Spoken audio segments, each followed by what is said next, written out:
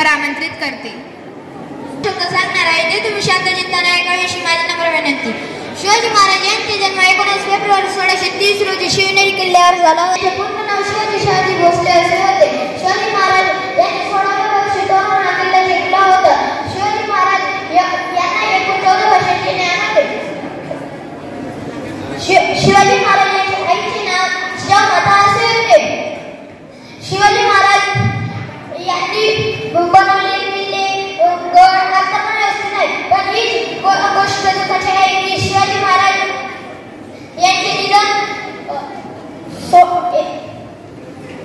13 April 1681 रोजी रायगड किल्ल्यावर झाला होता. पुणे जिल्ह्यातील रायगड किल्ल्यावर बनवलेले पुणे जिल्ह्यातील रायगड या किल्ल्यावर स्वराज्याची राजधानी बनवली व शिवाजी महाराज